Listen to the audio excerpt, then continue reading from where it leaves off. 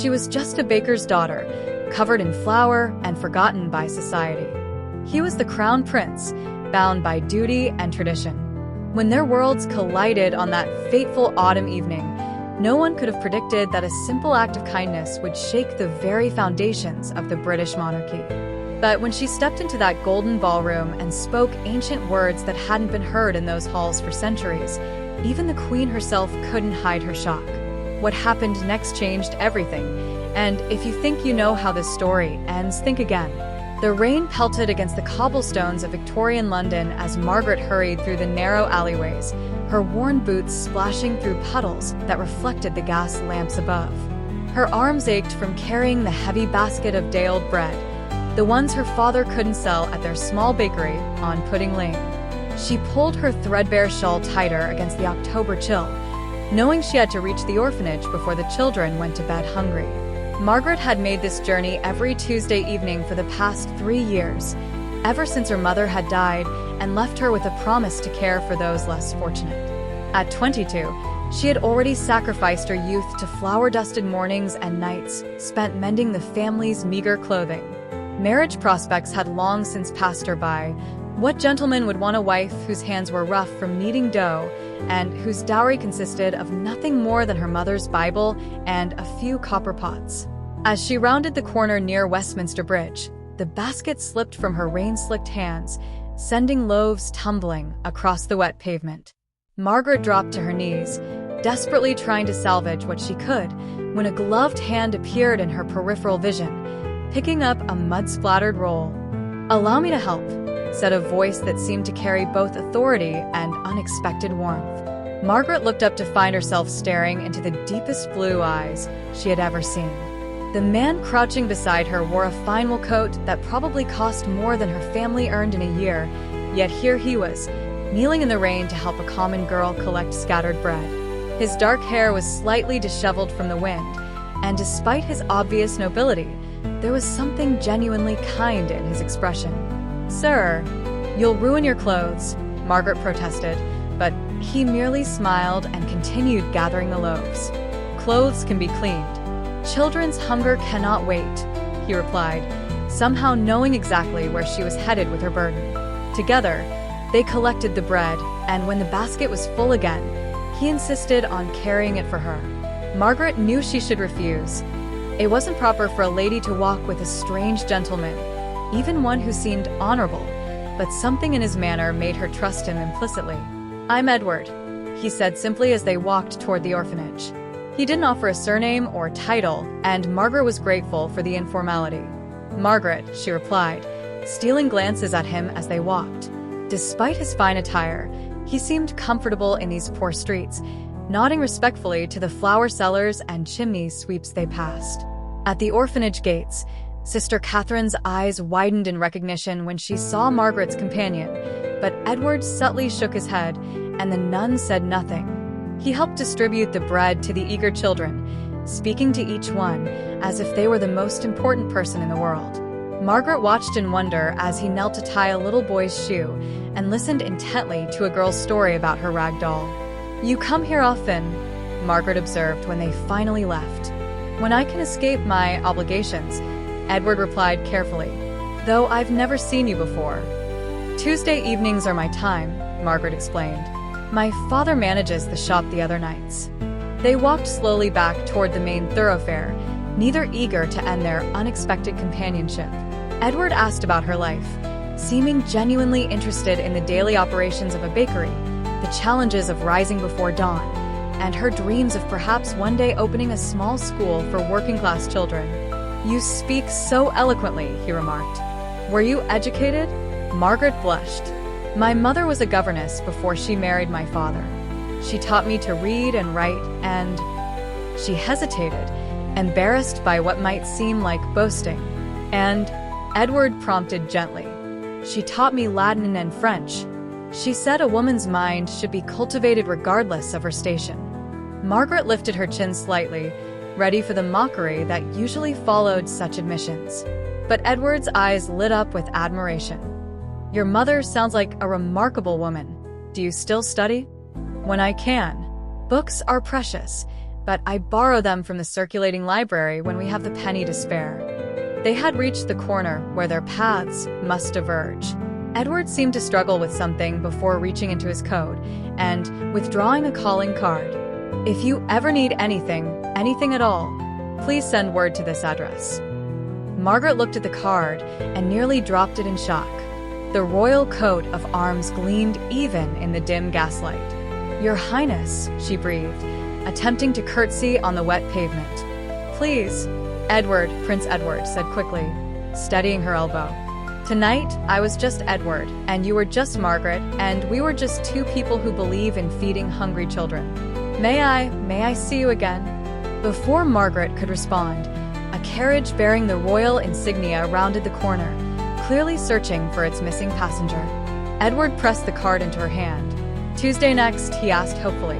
Margaret nodded mutely, watching as he climbed into the carriage and disappeared into the night. She stood there long after the sound of hooves had faded, the calling card burning like a coal in her palm. The following Tuesday, Margaret almost didn't go. She had convinced herself that the prince had merely been playing at charity, that their encounter meant nothing to him. But her promise to the orphans won out over her pride, and she made her way through the familiar streets with her basket of bread. He was waiting at the corner where they'd met, dressed in simpler clothes this time, though the quality was still evident. His face broke into a genuine smile when he saw her. "I was afraid you wouldn't come," Edward admitted, taking the basket from her hands as naturally as if they'd done this 100 times before. "I almost didn't," Margaret confessed. "I'm not sure this is proper, Your Highness." "Edward," he corrected gently. "Please, when we're together like this, I'm just Edward." And so began their Tuesday evening tradition. Each week, Edward would meet her at the corner, help her deliver bread to the orphanage, and then they would walk through the city talking about everything and nothing. He told her about the suffocating weight of royal expectations, the endless parade of suitable princesses his mother presented, the way he felt most alive when he could escape the palace walls. She shared her dreams of education for all children, her mother's stories of being a governess, and the way she found peace in the rhythm of kneading dough before dawn. Subscribe now and hit the notification bell to never miss another incredible love story. And tell me in the comments, do you believe true love can conquer all social boundaries? As autumn deepened into winter, their friendship blossomed into something neither dared name. Edward began bringing books for Margaret, volumes of poetry, philosophy, and history from the royal library. She would read them by candlelight after the bakery closed, tracing her fingers over pages he had touched, finding pressed flowers he left as bookmarks with notes written in his careful script. "You're playing with fire," her father warned one evening, having noticed the fine leather bindings of her new books. "Princes don't marry bakers' daughters, Margaret. They dally with them and discard them." But Margaret knew Edward better than that. She had seen him give his own gloves to a shivering child, had watched him listen with genuine interest to Sister Catherine's concerns about the orphanage roof, had felt the way his hand lingered when helping her over puddles. One particularly cold Tuesday in December, Edward seemed agitated. He paced as they walked, starting sentences and abandoning them. Finally, at the orphanage gates, he turned to her with an expression of mingled hope and despair. "There's to be a Christmas gala at the palace," he said. "The most important event of the season. The Queen uses it to assess potential brides for me." He took a deep breath. "I want you to come." Margaret laughed, thinking he was joking. "Oh yes, I'll just waltz into Buckingham Palace in my Sunday best dress that's been mended 12 times. "I'm serious," Edward insisted, catching her hands. "I can't bear another evening of empty conversation with women who see only my crown. I need someone real there. Someone who knows me as Edward, not just as the prince."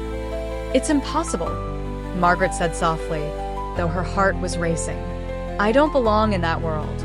I wouldn't know how to curtsy properly, or which fork to use, or—" "None of that matters," Edward interrupted fiercely. "You have more grace and intelligence than any dozen debutantes. Please, Margaret, just this once, let me show you my world as you've shown me yours." Against every instinct of self-preservation, Margaret found herself nodding. Edward's face transformed with joy, and for a moment, she thought he might kiss her there in the street. But footsteps approached, and they stepped apart. "I'll send everything you need," he promised. "Trust me?" "Always," Margaret whispered, wondering what she had just agreed to. The next week passed in a blur. A discreet modiste arrived at the bakery with assistants and fabric samples, taking Margaret's measurements while maintaining a professional silence about why a prince would commission a gown for a baker's daughter. Margaret tried to protest the expense, but the modiste, clearly following orders, wouldn't hear of it. The gown that arrived the morning of the gala took Margaret's breath away. Made of midnight blue silk that seemed to capture starlight in its folds, it was elegant without being ostentatious, perfectly suited to someone who would need to blend into the background of such an event. With it came delicate jewelry, nothing too grand, but enough to complete the ensemble. Margaret's hands shook as she dressed with the help of a maid Edward had sent. Her hair was swept into an elegant chignon, revealing the graceful line of her neck. When she looked in the mirror, she hardly recognized herself. The carriage ride to the palace felt like a dream. Margaret clutched the small card Edward had sent with the gown. "Remember, you belong anywhere you choose to stand." Buckingham Palace blazed with light, every window glowing against the December darkness. Carriages lined the drive, disgorging ladies in jewels that could feed the orphanage for a decade and gentlemen in medals won in wars fought for queen and country. Margaret's courage nearly failed her at the entrance, but then she thought of Edward's eyes when he'd asked her to come, and she lifted her chin and walked forward. The ballroom was a vision of gold and crystal, with hundreds of candles casting dancing shadows on the painted ceiling. Margaret tried to slip in unnoticed, planning to find a quiet corner where she could observe without being observed. But she had barely taken 3 steps when Edward appeared at her elbow, resplendent in his military dress uniform. "You came," he breathed, his eyes drinking in the sight of her. "I promised," Margaret replied, trying to calm her racing heart. "Dance with me," Edward said, extending his hand. Margaret glanced around at the glittering crowd, already noticing the whispers and curious glances. "People are staring. Let them," Edward said firmly. "For once in my life, I want to dance with someone I actually want to hold." Comment below if you think Margaret should take his hand. What would you do in her place? As they took their position on the dance floor, Margaret was acutely aware of every eye in the room upon them. Who was this unknown woman dancing with the prince? She could practically hear the questions buzzing through the air like angry wasps. But then the music began, a waltz, and Edward's hand settled at her waist, and suddenly the crowd faded away. Margaret had learned to dance from her mother, practicing in their small parlor to hum melodies, but she had never danced like this. Edward led her with such grace that she felt as if she were floating, the midnight blue silk swirling around her like water. "You're full of surprises, Miss Margaret," Edward murmured, his voice for her alone. "Where did a baker's daughter learn to waltz like a princess?" "My mother believed in being prepared for any eventuality," Margaret replied, grateful for those long-ago lessons. "Though I doubt she imagined this particular scenario." Edward's hand tightened slightly on hers. "I've been imagining it since the day we met." The dance ended too soon, and reality crashed back as a cluster of elaborately dressed women descended upon them, their fans fluttering like agitated butterflies. "Your Highness," one of them cooed, her eyes raking over Margaret with barely concealed disdain. "You must introduce us to your companion." "Lady Pemberton, may I present Miss Margaret Wells," Edward said smoothly, though Margaret could feel the tension in him. "Wells?" Lady Pemberton's eyebrows arched. "I don't believe I'm familiar with the Wells family. From which county do you hail, my dear?" "London, my lady," Margaret replied evenly. Pudding Lane, to be precise. A titter ran through the group. "How quaint," another lady murmured. "And what does your father do, Miss Wells?" "He's a baker," Margaret said, lifting her chin slightly. "The finest in Cheapside." The silence that followed was deafening. Edward stepped closer to Margaret, a clear show of support, but the damage was done. Word spread through the ballroom like wildfire. The prince had brought a common baker's daughter to the Christmas gala. Margaret maintained her composure through the cutting remarks and cold shoulders that followed, but inside, she felt like she was drowning. These people spoke in codes she didn't understand, made references to places and people she'd never heard of, and wielded their privilege like weapons. She was near the terrace doors, seeking a moment of fresh air, when she overheard a conversation that made her blood run cold. "The Queen is furious," one gentleman was saying. "She's demanding to know who allowed that creature in here." "Poor Edward," his companion replied. "He always was too soft-hearted. But the Queen will put an end to this nonsense quickly enough. She's already sent for the girl." Margaret's heart stopped. The Queen. She was to be brought before Queen Victoria herself. She turned to flee but found Edward at her shoulder. His face was grave.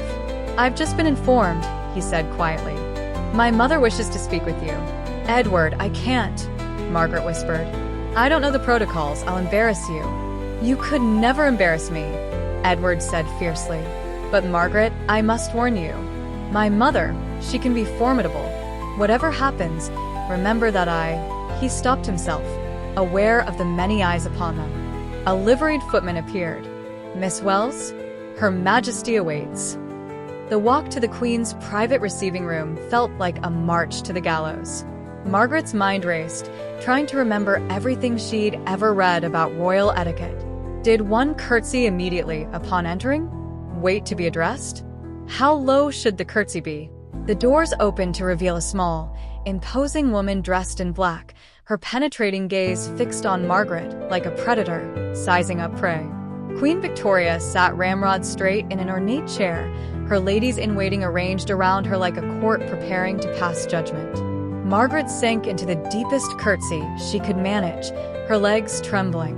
She stayed down, waiting to be acknowledged, her heart hammering so loudly she was sure the entire room could hear it. "Rise," the Queen commanded, her voice clipped. Margaret stood, keeping her eyes respectfully lowered. "Look at me, girl." Margaret raised her gaze to meet the Queen's, and for a long moment, they studied each other.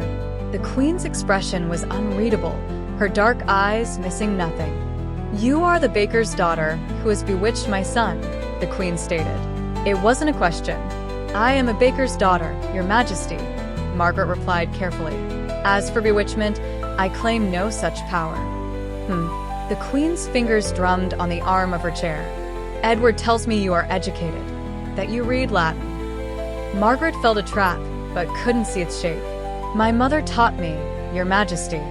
"Indeed." The Queen gestured to one of her ladies, who stepped forward with an ancient-looking book. "Then perhaps you can assist us with a small matter." Lady Pemberton was just regaling us with her expertise in classical texts, claiming fluency in Latin. Yet she seems unable to translate this simple passage. Margaret glanced at Lady Pemberton, who had gone pale beneath her powder. The woman who had been so cutting earlier now looked terrified. The Queen held out the book. "Would you be so kind as to read and translate this passage for us, Miss Wells?" Margaret took the book with steady hands, though her mind was whirling.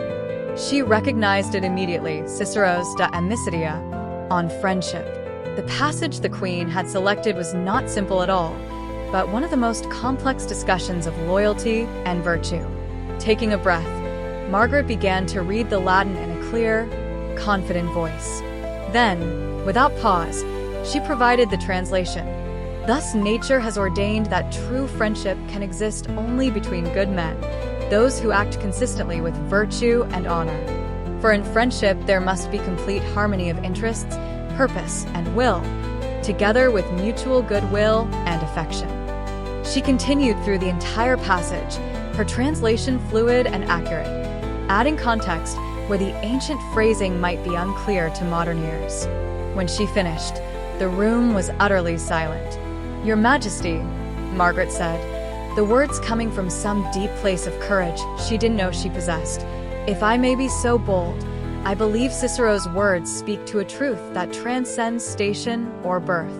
True friendship, and perhaps true love, recognizes virtue wherever it resides, whether in a palace or a bakery."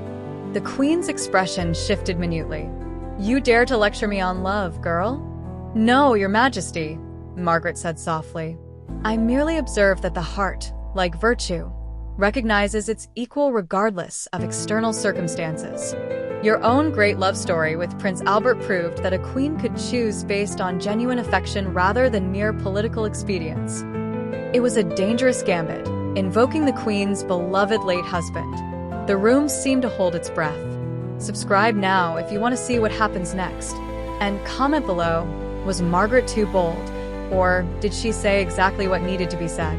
For a long moment, the queen stared at Margaret.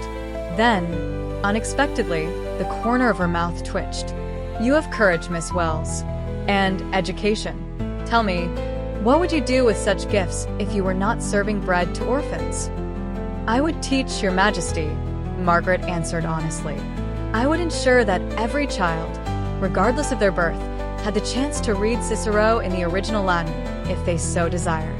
Knowledge should not be the province only of the privileged. Radical notions, the queen murmured. And yet, she stood abruptly, and everyone in the room, including Margaret, sank into curtsies. Miss Wells, you may return to the ball. Lady Pemberton, you will attend me. We have much to discuss about your fluency in classical languages. Margaret understood the dismissal and backed out of the room, maintaining her curtsy. As the doors closed behind her, she sagged against the wall, her legs finally giving way to their trembling. Margaret, Edward was there instantly, catching her elbows. Are you all right? What happened? I'm not entirely sure, Margaret admitted. But I don't think I'm being thrown in the tower, so that's something. Edward's laugh was shaky with relief. Come, let's get you some air. He led her to a quiet balcony overlooking the gardens. The cold December air was sharp and cleansing after the suffocating atmosphere inside. Margaret gripped the stone balustrade, trying to process everything that had just occurred. I'm sorry, Edward said quietly. I should never have put you through this. My world, it's cruel and calculating and it's part of you, Margaret interrupted. Edward, I knew what I was walking into tonight. Perhaps not the full extent, but I knew it wouldn't be easy. You were magnificent, Edward said, moving closer. The way you stood up to them all, the way you spoke to my mother. Margaret, I've seen grown men cower before her, and you quoted Cicero. My mother would be proud, Margaret said with a weak laugh. All those hours of Latin drills finally proved useful. Edward took her hands, his expression serious. Margaret, I need to tell you something. These past months, our Tuesday evenings, they've become everything to me. You've shown me a world where people are valued for their kindness, their intelligence, their character, not their titles or wealth. You've made me want to be a better man, a better prince. Edward, Margaret began, but he pressed on. I know the obstacles.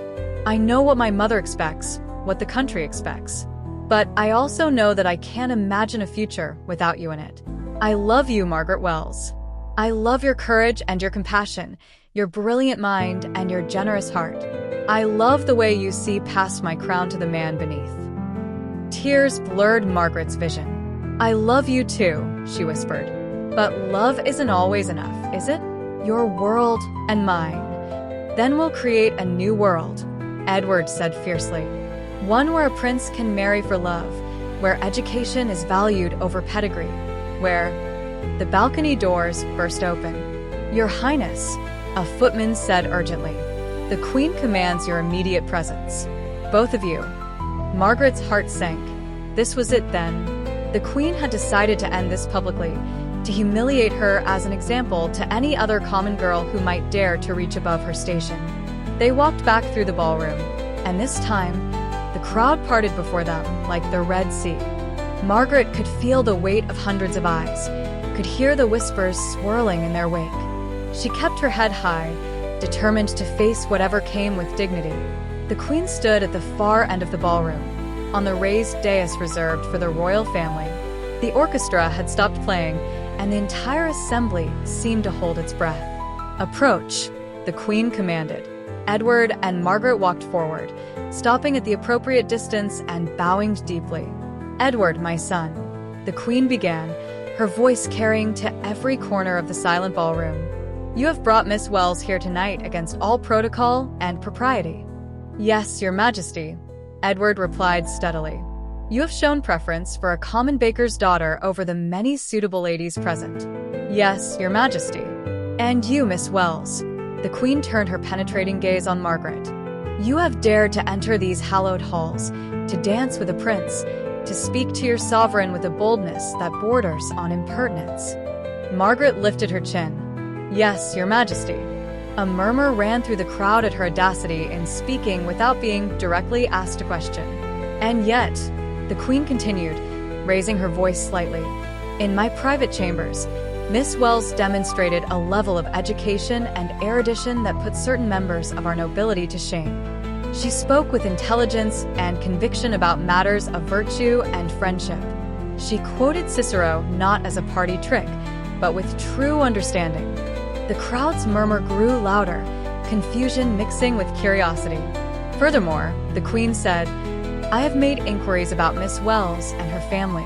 I have learned their charity, of bread given freely to orphans, of a young woman who sacrifices her own prospects to serve others. These are not common virtues, they are noble ones. Margaret could hardly breathe. Edward's hand found hers, hidden in the folds of her gown. It has long been my belief, the queen announced, that true nobility lies not in blood alone, but in character.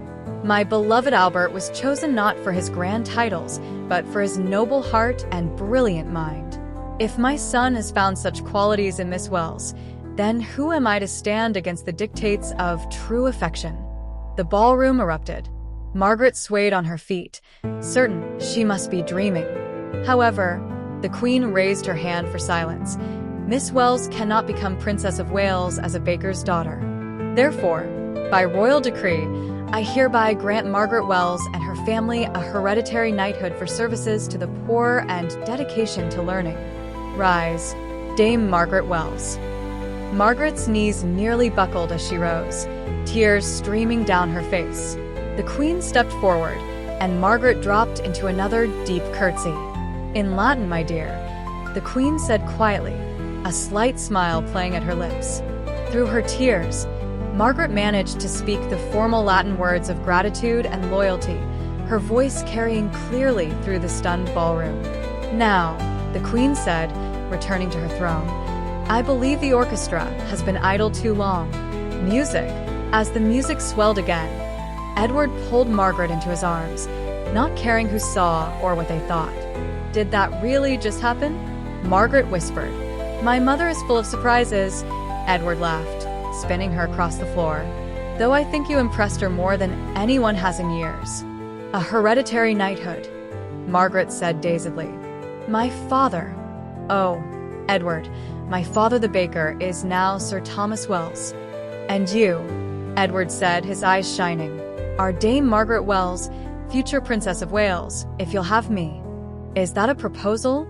Margaret asked, her heart soaring. It's a promise, Edward replied.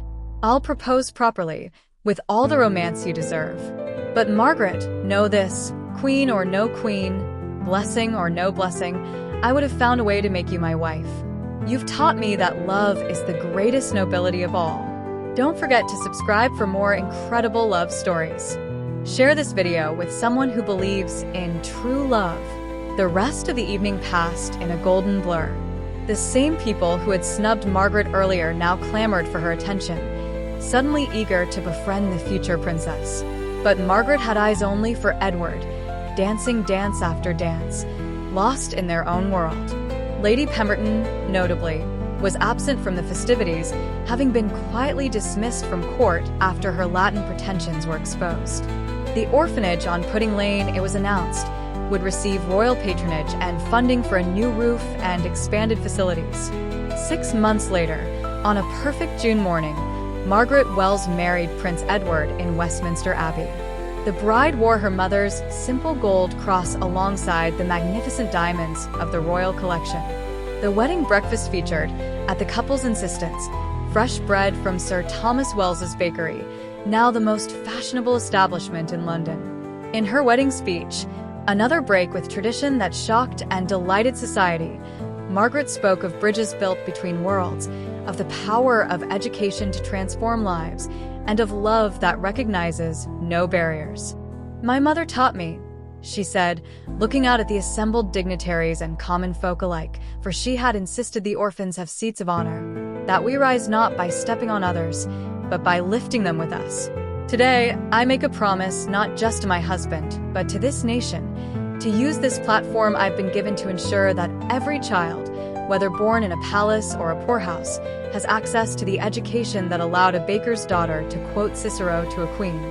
The schools that Margaret established as Princess of Wales became the model for public education throughout the empire. She insisted they teach Latin and Greek alongside practical skills, believing that classical education should not be the sole province of the elite. Edward, inspired by his wife's example, became known as the People's Prince, regularly visiting the poorest areas of London, not for photo opportunities, but for genuine service. Together, they transformed the monarchy's relationship with its subjects, proving that true nobility comes from service, not servitude. Their love story became legend, told in penny novels and grand operas alike. But for Margaret and Edward, the greatest moments were still their Tuesday evenings, when they would slip away from the palace to deliver bread to the orphanage, walking hand in hand through the gaslit streets where they first fell in love. Years later, when their own children asked how a baker's daughter became a princess, Margaret would smile and say, by reading Latin, speaking truth to power, and never forgetting that the greatest nobility is found in a generous heart. And the lesson? That courage, education, and authenticity will always triumph over prejudice and tradition. That true love sees past surface differences to the soul beneath. And that sometimes, just sometimes, fairy tales do come true, not through magic, but through the far more powerful forces of character, determination, and the courage to reach for seemingly impossible dreams.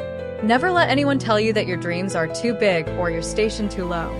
History is filled with ordinary people who did extraordinary things simply by being true to themselves and brave enough to step into rooms where they didn't belong, only to prove that they belonged there all along. For love, true love, is the great equalizer. It doesn't see baker's daughter or prince. It sees two souls that recognize each other across any divide. And in that recognition lies the power to change not just two lives, but the world itself. If this story touched your heart, please subscribe and hit the notification bell. Share it with someone who needs to be reminded that their dreams are valid, no matter where they come from. And comment below, what would you have done in Margaret's shoes? Would you have had the courage to dance with a prince and stand before a queen? Remember, your own fairy tale is waiting.